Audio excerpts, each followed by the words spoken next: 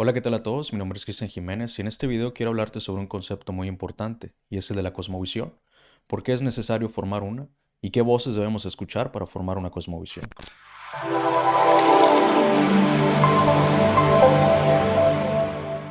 En este mundo moderno existe una tendencia a que la educación se convierta en una cuestión de especialización creciente. Por ejemplo, hace algunos años en la medicina, las áreas generales de estudio eran cirugía, pediatría, ginecología, urgencias. Sin embargo, en la actualidad, gracias a la cantidad de descubrimientos y avances científicos, tenemos especialidades como la cirugía fetal, en donde ahora es posible corregir algún problema en el bebé desde antes del nacimiento. Por lo tanto, el aumento de conocimiento durante el siglo pasado nos ha llevado a un punto en el que, a menos que nos especialicemos en este o en aquel tema, será muy difícil para nosotros mantenernos al día. Y en cierto sentido, esto representa algo muy bueno, ya que para nosotros es el resultado fantástico del progreso de la ciencia y la tecnología. Sin embargo, es bueno recordar que la verdadera educación tiene un objetivo mucho más amplio que simplemente esto. Si, por ejemplo, queremos comprender el progreso de nuestro mundo moderno, debemos verlo en el contexto de las tradiciones que hemos heredado del pasado. Y para esto necesitaremos tener una buena comprensión de la historia. A veces olvidamos que los pensadores antiguos se enfrentaron y reflexionaron profundamente sobre los principios básicos que subyacen a toda la ciencia y encontraron respuestas de las que todavía nosotros podemos beneficiarnos. Y si nosotros ignoramos esto, es posible que dediquemos mucho tiempo y esfuerzo a pensar en los mismos problemas, ignorando las respuestas que nuestros antepasados ya nos han dejado. El papel de la educación, sin duda, es intentar comprender cómo es que cada una de estas disciplinas encajan en el conocimiento y la experiencia de la vida. Para entender una gran pintura, es necesario ver la imagen como un todo y comprender la interrelación de cada uno de sus detalles, y no simplemente concentrarse en tan solo uno de ellos. Ahora, si bien reconocemos la objetividad de la ciencia, no debemos olvidarnos que somos nosotros quienes hacemos la ciencia. Y por eso, tarde o temprano, vamos a tener que llegar a preguntarnos cómo es que nosotros encajamos en este mundo que estamos estudiando. Por esta razón, no debemos permitirnos encerrarnos en el cajón de la tecnología y olvidarnos de nuestros semejantes, porque realmente las personas son más importantes que el resto del universo en su conjunto. Así que el estudio de nosotros mismos y de nuestros semejantes requerirá, por supuesto, más que un conocimiento científico. Para esto necesitaremos del mundo de la filosofía, la sociología, la literatura, el arte, la música, la historia, entre otras disciplinas. Para ilustrar esto, quiero usar el ejemplo del profesor David Gooding, que mencionó en uno de sus libros acerca del significado del ser humano, quien lo presenta de la siguiente manera. Tomemos, por ejemplo, lo que significa saber qué es una rosa. ¿Cuál es la verdad sobre una rosa? Para responder adecuadamente esta pregunta, necesitamos consultar a toda una serie de personas. El primer grupo en este caso serían los científicos. Comenzamos con los botánicos, quienes constantemente compilan y revisan listas de todas las plantas y flores conocidas en el mundo, y luego las clasifican en términos de familias y grupos. Ellos nos ayudarán a apreciar nuestra rosa al decirnos a qué familia pertenece y cuáles son sus características distintivas. Posteriormente, los creadores de plantas y jardineros nos informarán sobre la historia de nuestra rosa en particular, cómo fue que creció a partir de otros tipos y las condiciones en las que se puede cultivar mejor. En segundo lugar, tenemos a los químicos, bioquímicos, biólogos y genetistas, que nos hablarán ahora sobre los componentes químicos y bioquímicos de nuestra rosa y sobre los mecanismos tan complejos que las comprenden. Esas pequeñas nanofábricas, llamadas células, que incorporan mecanismos tan complicados, los cuales son tan diminutos que inclusive necesitamos equipos altamente especializados para verlos. Los genetistas ahora, por ejemplo, nos hablarán de la vasta base de datos de información genética que utilizan las células de las rosas o las plantas para producir los componentes básicos de una rosa. Describirán, entre muchas cosas, los procesos por los que vive la rosa, cómo es que utiliza, por ejemplo, la energía solar para transformarla en energía química, y así como los mecanismos que utiliza para polinizarse y propagarse. En tercer lugar, tenemos a los físicos y cosmólogos, los cuales nos dirán las sustancias químicas de las que se compone nuestra rosa, y cómo es que están formadas por átomos, que a su vez están formados por varias partículas como electrones, protones y neutrones. Ellos nos explicarán de dónde proviene el material básico del universo y cómo es que se formó. Y si les preguntamos a ellos, a los físicos y cosmólogos, cómo su conocimiento nos ayuda a comprender las rosas, los cosmólogos nos podrían señalar que, bueno, nuestra Tierra es el único planeta de nuestro sistema solar que puede cultivar rosas. Y que en ese sentido, como en una multitud de otros aspectos, nuestro planeta es muy especial. Y eso seguramente es algo de lo cual deberíamos sorprendernos todos.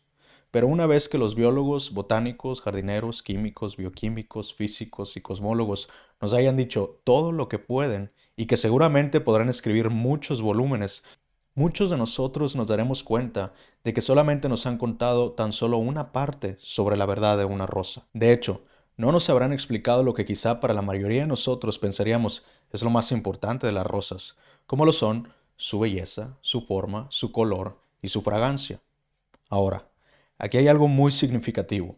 La medicina, por ejemplo, en particular la fisiología, podrá explicarnos la asombrosa complejidad de los mecanismos que se encuentran detrás de nuestros sentidos de la vista y el olfato, órganos que nos permiten a nosotros ver las rosas y detectar su olor. Sin embargo, cuando se trata de considerar si una rosa es hermosa o no, no necesitamos consultarlo con un médico, ya que eso es algo que podemos verlo y olerlo por nosotros mismos. Percibimos esto por intuición. Tan solo con mirar la rosa, inmediatamente podemos ver que es hermosa. No necesitamos que nadie nos diga que es hermosa.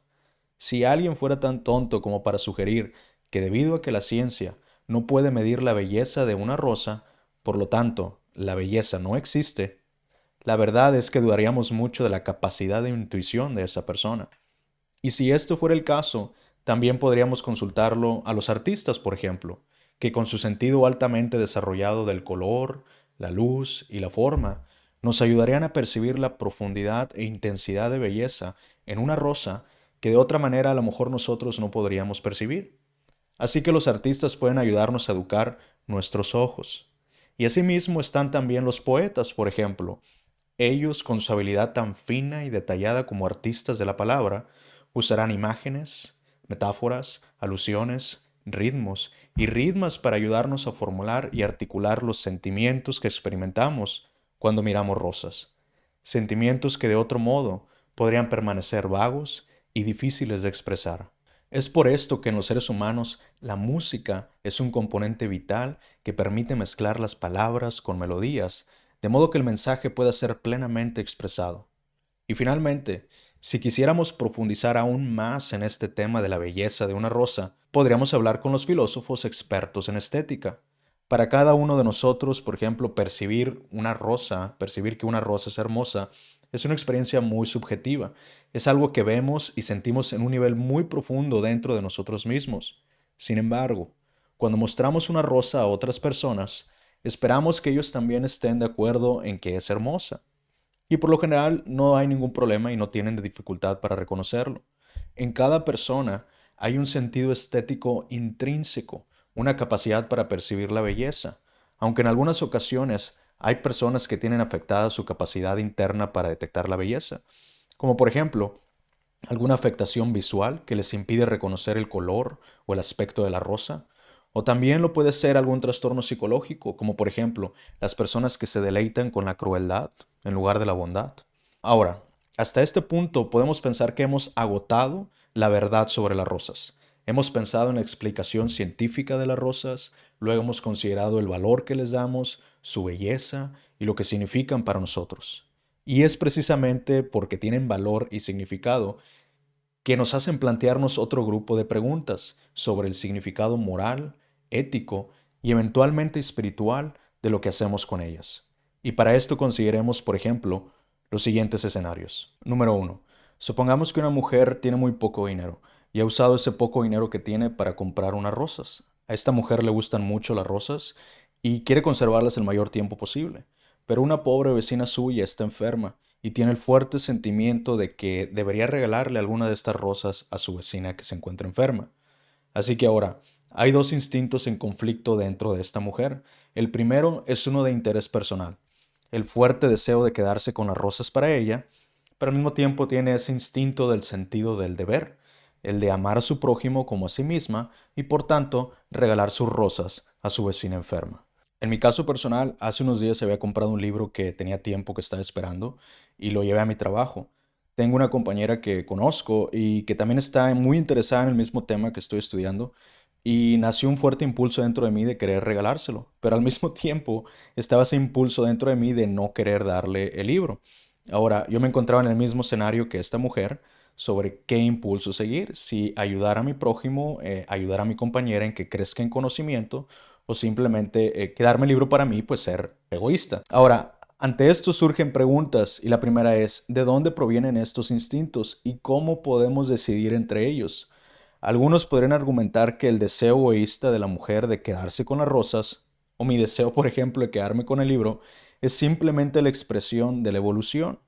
Esta fuerza motora básica, ciega, sin guía, pero que es muy poderosa y que nos permite a los seres humanos sobrevivir. Pero el sentido altruista de querer ayudar a nuestro vecino o a mi compañera sin importar el costo de la pérdida de nosotros mismos, ¿de dónde proviene eso? ¿Por qué yo debería hacerlo? Ante este escenario se debe decidir de una u otra forma. No podemos esperar a que los científicos, los filósofos o cualquier otra persona venga a ayudarnos. Tenemos que decidir entre uno de los dos impulsos. La pregunta es, ¿cómo y por qué decidir entre los dos impulsos en competencia? En segundo lugar, imaginemos un hombre que le gustan las rosas, pero no tiene dinero para comprar rosas. Y este hombre se da cuenta de que su vecino tiene rosas. Y este hombre puede robarle las rosas al vecino, asegurándose de que nadie se dé cuenta, ni las autoridades, ni los jueces, ni su vecino. Y nunca, por lo tanto, lo descubrirían. La pregunta es, ¿estaría mal robarlos? Si nadie lo va a descubrir que la robó, ¿por qué no debería tomarlas? ¿Quién tiene derecho a decir que está mal robar? En tercer lugar, un hombre regala un ramo de rosas repetidamente a una mujer cuyo esposo se encuentra en el extranjero por negocios. Se sospecha que este hombre le está regalando rosas para tentarla a ser desleal con su marido. Eso sería adulterio. Pero la pregunta es, ¿está mal el adulterio? ¿Quién tiene derecho a decirlo? Ahora, para responder a preguntas como estas, tanto en el primer, segundo y tercer escenario de manera completa y adecuada, debemos formular y responder las preguntas más fundamentales que podemos hacer sobre la naturaleza de las rosas. Y de hecho sobre cualquier otra cosa. ¿De dónde vienen las rosas? Nosotros, los seres humanos, no las creamos y aún estamos muy lejos para crear algo parecido. ¿Existe acaso un Dios que las diseñó y las creó? ¿Es Él su dueño final, quien tiene derecho a establecer las reglas sobre cómo debemos usarlas?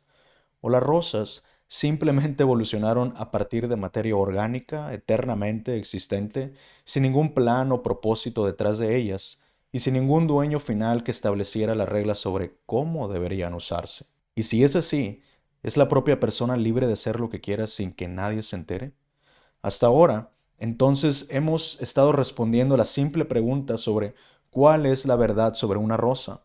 Y hemos descubierto que para responder de manera adecuada a esta pregunta, hemos tenido que recurrir no solamente a una fuente de conocimiento como la ciencia o la literatura, sino a muchas disciplinas. Incluso el reflexionar ahora mismo acerca de la naturaleza de una rosa nos ha llevado a realizarnos preguntas profundas y fundamentales sobre el mundo más allá de las rosas. Nuestras respuestas a estas preguntas se combinan usando todas estas disciplinas para dar forma al marco en el que encajamos todo nuestro conocimiento sobre las cosas. Este marco, que consiste en nuestras ideas, conscientes o inconscientes, que todos tenemos sobre la naturaleza básica del mundo y de la sociedad, se le llama cosmovisión. Incluye nuestras opiniones, por muy enfermas o bien pensadas que sean, correctas o incorrectas, sobre las difíciles pero fascinantes preguntas de la existencia y la vida. ¿De dónde proviene el universo? ¿Quién soy? ¿De dónde vengo? ¿Tengo algún significado? ¿Tengo acaso algún propósito? Nuestra cosmovisión es el panorama general en el que encajamos todo lo demás. Es la lente a través de la cual miramos para tratar de darle sentido al mundo. Y en el siguiente video estaré hablando sobre las voces que debemos escuchar a la hora de formar nuestra cosmovisión o nuestra interpretación de la vida. Mi pregunta para ti es, ¿cuál es tu cosmovisión? ¿Cuál es tu interpretación de la vida? Te invito a que me dejes tus comentarios y sugerencias y en la descripción del video estaré dejando los enlaces al material que me encuentro estudiando. Si te gustó esta reflexión, Suscríbete a nuestras plataformas para mantenerte al tanto de nuestro nuevo contenido. Yo soy Cristian Jiménez y te doy muchas gracias.